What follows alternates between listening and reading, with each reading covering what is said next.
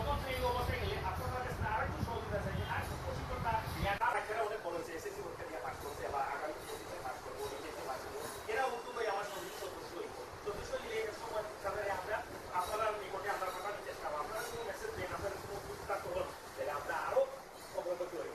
যারা স্টুডেন্ট আছে অবশ্যই একটা মনোযোগ হইবে ইনশাল্লাহ, তারা মানবিকে যে শিক্ষাইছে তারা চেষ্টা করছে, তারা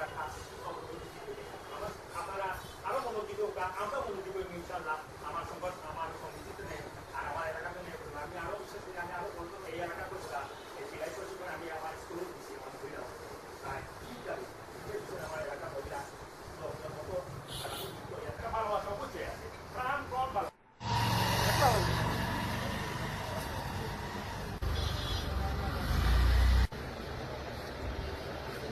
আমি কথা বলে গেছি। আসসালামু আলাইকুম রহমতুল্লাহি ওয়া বারাকাতুহু। আপনারা অবশ্যই জানা আছে গত আমরা শুক্রবারে এই দোকান শুভ উদ্বোধন হয়েছে ইউনিটি ভ্যারাইটি স্টোর।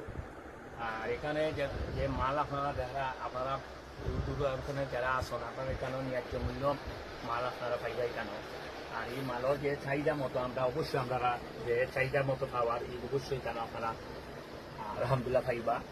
আর এখানে যে জিনিস আছে আমরা নতুন তো পর্যাপ্ত পরিমাণ মাল আমরা তুলতে পারছি না, আরো পাইবা। আর আমরা কিছু কিছু অংশ আছি একবারে যারা অসহায় কিছু ব্যক্তি বা মানুষ আছে তারা মাল নিতে পারেন না, তারা নাকি বিশেষ সুবিধা আছে। এখানে আপনারা আইবা মাল নিবা। এখানে বিগত আগর ইউনিটি ইলেকট্রনিক্সর যে দোকান অনু আছিল ও দোকানের আমরা ইউনিটি ভ্যারাইটি স্টোর এই দোকানটা আমরা শুরু করছি। অনুষ্ঠানের দোকান নামও আছে আনন্দ টেলিকম সেন্টার শিববাড়ি। ওখানে যোগাযোগ করলে আমরা যে ধরনের সুবিধা এখানে ভাইবা আমার কাছে আইলে যোগাযোগ করলে ভাইবা। আর আমার আনন্দ টেলিকম সেন্টারও পর্যাপ্ত পরিমাণ যে জিনিস আছে আর পুরাতন একটা আমার দোকান ছোট মোটো এখনো আপনারা আইবা দাওয়াত রইল আর দোকানের দাওয়াত রইল। আর আমরা একটা পুরাতন ইউনিটি ইলেকট্রনিক্স যে আছে আরও আপনারা মাল ক্রয় করবা ইনশাল্লাহ, মাল ক্রয় করে নিবা। সবার প্রতি সুস্বাস্থ্য কামনা করিয়া আমি শেষ করলাম। আসসালামু আলাইকুম, সবার দাওয়াত রইল। আল্লাহ হাফিজ। আসসালামু আলাইকুম রহমতুল্লাহি ওয়া বারাকাতুহু। জৈনপুর চান্দাই রোডের আমাদের জনপ্রিয় একটি প্রতিষ্ঠান, আমাদের সমবায়ের সদস্যের নির্মিত একটি প্রতিষ্ঠান ইউনিটি গড়ে উঠেছে।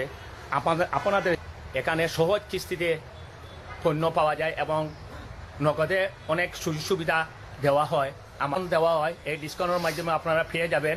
আমাদের এখানে ভালো চা পাতা পাওয়া যায়, সুন্দর চা পাতা, শ্রীমঙ্গলে অরিজিনাল আমাদের এই যে চা পাতার রাজ্য যেখানে বলা হয় সিলেটের, এই চা পাতা আমাদের কাছে সহজে নিতে পারবে। তাহলে ফ্লেভারটাও খুবই চমৎকার চা পাতার। অনুষ্ঠানের অংশ চলে আসেন, আলহামদুলিল্লাহ আমরা আপনাদের সেবায় থাকবো।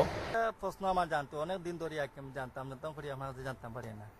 আজ 29 বছর ধরে আপনি এটা সমবায়ের সাথে আপনি আসেন, কাজ করি যাইরা কিন্তু ওই যে আমার ছোট ছোট ভাই বাতি যায়রা লেখাপড়া করে যুব সমাজ, তো লেখাপড়া পাশাপাশি মনকা তারা তো এখন চাকরি করতে পারেন না বা ইয়ে করতে না, কিন্তু তারা স্যার যে একটা দিন তারা শিখতো, হাতর কাজ শিখতো বা ইয়ে করতো, এর শিকার মাধ্যমে মনে করুক তারা একটা সহযোগিতা পাইতো আপনারা কাছ থেকে। এরকম কোনো কিছু আপনারা মাঝে আসেনি যে সমবায় থেকে কোনো কিছু উদ্যোগ নেওয়া হয়েছে না, যে এরকম কোনো চিন্তা ভাবনা আপনারা করানি?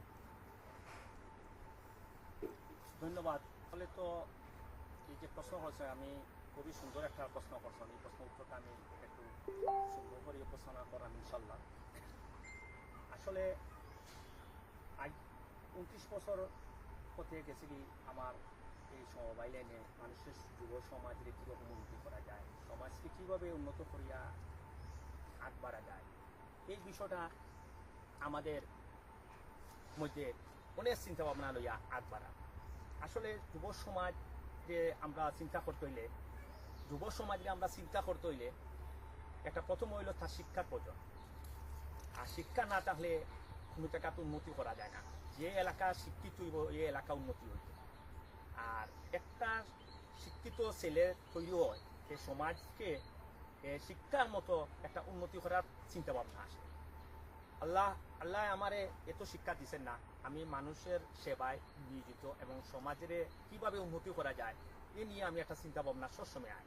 কিন্তু অনেক সময় অর্থ এবং সময় দেখা নিয়ে অনেক কিছু চিন্তা করি। প্রথম মানুষের জীবনে শিক্ষার সাথে জড়িত হইল তার মেধা শক্তি।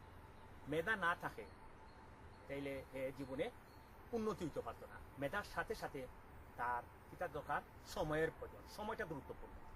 সময়ের যে ধরতে পারবো, তারপরে হইল অর্থ।